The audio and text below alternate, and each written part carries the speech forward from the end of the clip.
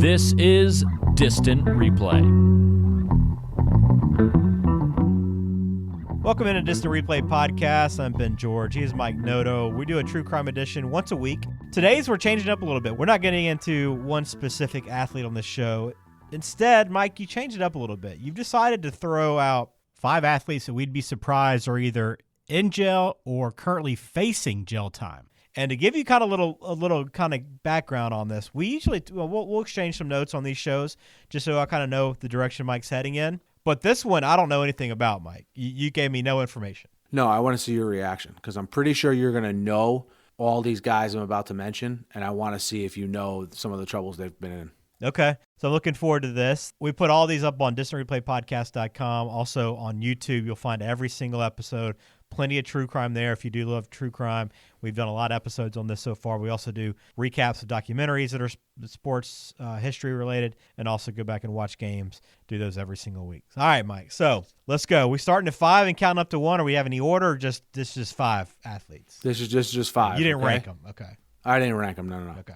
All right. The first one is former pitcher Esteban Loiza. I do remember that name.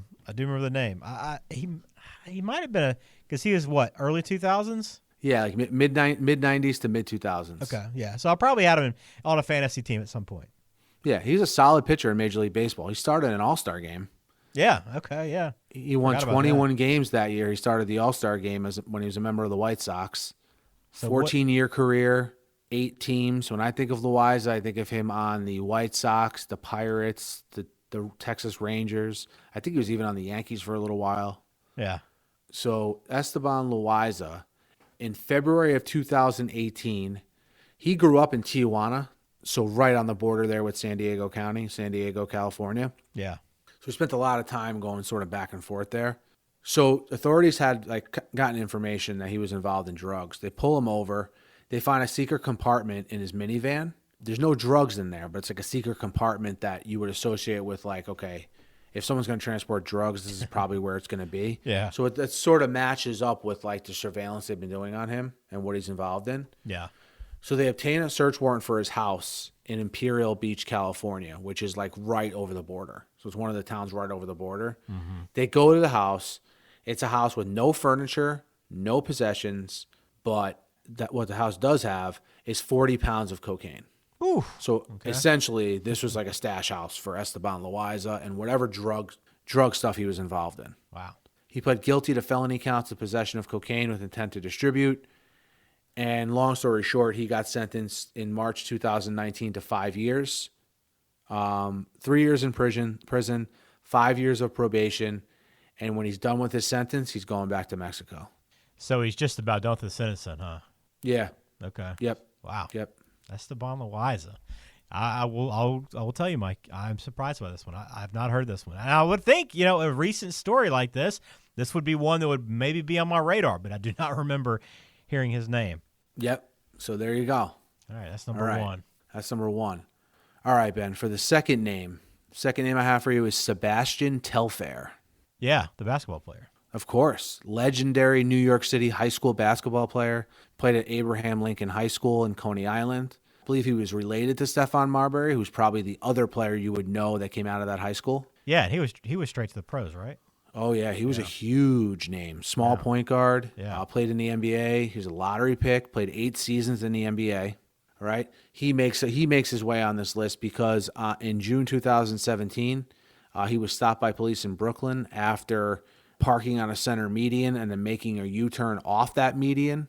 And he's doing all this while driving without headlights. So the police stop the car. They smell marijuana. There's a joint burning in the console. So they see it there. Mm-hmm. They search the vehicle. They find a .45 caliber handgun. Telfair did not have a license to carry said handgun. And he was arrested on a charge of criminal possession of a weapon. And as you know, Ben, this is in the news a lot. New York has very strict handgun laws. Yeah. And in August of 2019, a judge sentenced Telfair to 3.5 years in prison. It's the mandatory sentence the law requires for this crime. It turns out, though, he got released shortly thereafter while his case was pending appeal. Okay. So while this case is pending appeal, which from what I could research still is, he's out of jail. but a player that I was not aware was in this serious illegal trouble. So he could still end up back in jail. He could. Potentially. Yes, he could. Yep. Huh. Wow. Okay. Yeah. Another one. Not on my radar. Are all these recent stories, I guess? They'll all be guys that you know. Yeah. They'll be all guys that you know from when you followed sports. Yeah. Okay. Number 2, Sebastian Telfair. All right. Who's 3? 3 is Raul Monteci. Oh, yeah. Yeah. He's got his son playing right now in the majors. Oh, okay. His son's active in Major League Baseball? Really? All right. So Raul Monteci, what I remember about him was he was Rookie of the Year one year. That was that stretch where the Dodgers had like 4 or 5 Rookies of the Year in a row. Mm-hmm. Remember that, like Eric Karros, Piazza, your boy Todd Hollinsworth. Yeah, he was good, man. Yeah, remember? So and Raul Monteci was right in the middle of that. He's probably known best in baseball circles for having like a rocket arm. He had like a really good arm from the outfield, played right field. After baseball, he got involved in politics in the Dominican Republic, where he's from, and he got elected to a spot in the Chamber of Deputies, which is like the Dominican Republic House of Representatives. Okay. Right? After that, he got elected to be mayor of his hometown of San Cristobal. He was mayor from 2010 to 2016, and there was like a lot of corruption going on during the reign of Raul Monteci in San Cristobal. Okay? In 2017, he got convicted on charges of mishandling public funds, defrauding the government of more than $6 million. Raul. Yeah, my man. What is going on here? And you assume he probably made some decent money playing baseball. Yeah, he would have to. Yeah, he's great. In addition to a 10-year ban on holding public office and a fine that works out to about $1 million, he got sentenced to 8 years in prison in the Dominican Republic. So yeah, wow.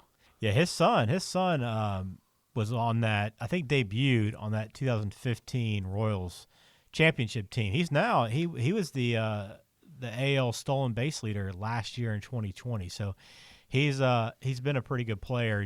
He goes by Adalberto, which is his middle name, not by Raul, which is his first name. But yeah, he's a pretty popular player that I think probably a lot of people are aware of in the majors. That's crazy.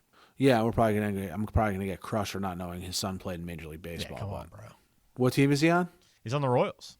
Oh, he's on the Royals. Yeah, he pinched hit and made his debut against your New York Mets Noah Syndergaard back in Game 3. Yeah, well, that's a series I like to put out of my mind. How do you not remember that? Yeah, how do I not remember Adalberto Mondesi? In your World Series, yeah, exactly. Yeah, my World Series. That was a rough week. Still living it down. All right, 3 down. Who's number 4 on our list? Number 4 is Brandon Browner. Brandon Browner. Was he a safety? NFL? He was a defensive back. Okay, defensive back. So Ben, when I say Legion of Boom, what do you think of? Okay, yeah. I thought it was the Seahawks. Yeah. So he's a member of the Legion of Boom. He was the other cornerback opposite Richard Sherman in the same defensive backfield as Earl Thomas and Cam Chancellor. Yeah. So he's really rose to prominence with that Legion of Boom team. He was on that team that won the Super Bowl, that dismantled Peyton Manning. And he also was on the Patriots that next season when they beat the Seahawks in the Super Bowl, and he was the cornerback opposite Darrelle Revis. That was the 1 year the Patriots had Darrelle Revis. Okay, yeah. So Brandon Browner, very recent good moments in the NFL. Yeah, very good. Now, I was not aware of this, that in July 8th of 2018, Browner broke into a California apartment of his ex-girlfriend and chased her around the apartment before attempting to smother her to death in a carpet. Dang. And he did it in front of her 2 children. Jeez. Yeah, he was arrested, and he faced like life in prison for attempted murder. Damn. He pled no contest, and in December of 2018 was sentenced to 8 years in prison. I thought you need to make that a true crime show all by itself. You know, I probably should have said this at the top of the episode, Ben, but these are all cases that when I looked into them, I didn't think they garnered like just not quite enough detail. A full episode. Yeah, I couldn't find like a lot of details on these cases, but still ones I was just surprised. I was like, man, these guys, and I had a running list going of them, and I was like, oh, there's 5 of them. Let's make it into one episode, you know? Makes sense. Man, attempted murder. Yeah, again, I'm becoming a broken record here, but I would just assume like that seems like a story attempted murder by this guy, and it probably crossed the bottom line or something on ESPN, but I don't remember hearing anything about this. No, it probably had to be in the news, and it happens recently. Yeah. And he's a starting cornerback in 2 Super Bowls in a row as of 5, 6, 7 years ago. Yeah, that's surprising. Wow. All right, so we got 4 down. Number 5, who is it? It's Clifford Atn.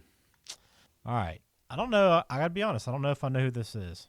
All right, he's best known for fighting Mike Tyson in 2003. Did he in 2003? So he might have lasted a few rounds then.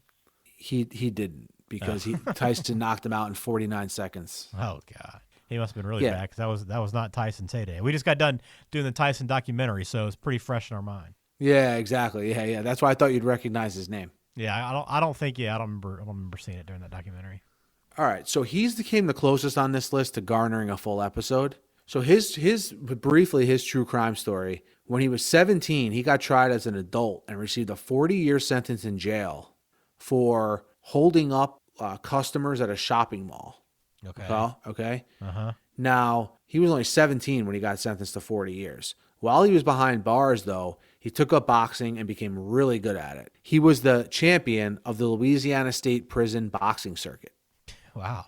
So he goes to jail at a young age, gets out only serving 10 years of that 40-year sentence, gets out on good behavior, immediately goes into pro boxing when he gets out of jail in 1998. Yeah. He rose quickly through the ranks, winning 19 of his first 20 fights before he got dismantled by Mike Tyson. Jeez. Okay? Yeah. He continued boxing, but sort of mixed boxing with his old criminal ways. In 2005, he broke into a check cashing place in Baton Rouge, stole $1,900, tried to steal a car with 2 kids inside. When that didn't work, he stole another car, which also had 2 children inside. Jeez, dude. He didn't get far before he wrecked one of the cars. Police caught up to him, and he fired a malfunctioning gun. At the cops? Yeah, Jeez. not good. No. He's probably lucky to be alive at this point. Yeah, so his lawyers basically said, hey, Etienne was so high on drugs, he didn't really know what he was doing, and that he had a lot of brain damage from boxing, and that justifies what he did in that whole little situation I just told you about. Yeah. Well, those excuses didn't work, and he endangered kids. Yeah, definitely. And in 2006, he got sentenced to more than 150 years in prison. Damn. All right. But in 2013, it was reduced to 105 years. Okay, yeah, big difference. Yeah. Why bother with that? Stop wasting time like that. It's just so stupid to me. What does it even matter? So that's Clifford Atn. Wow, I was not aware of him very much. I did pull it up while you were talking to do a little research on him. Do you know where he fought Mike Tyson? This will tie into a previous episode I think that we've done. No, where did he fight him? The Pyramid in Memphis. There you go. Which is now, as we talked about, it's a Bass Pro Shops. Yeah, it's a Bass Pro Shops. Some great events went down there. I wonder if there's one of those, a plaque in the parking lot that says, Mike Tyson fought Clifford Atn here. Yeah, but that just tells you how good Mike Tyson was.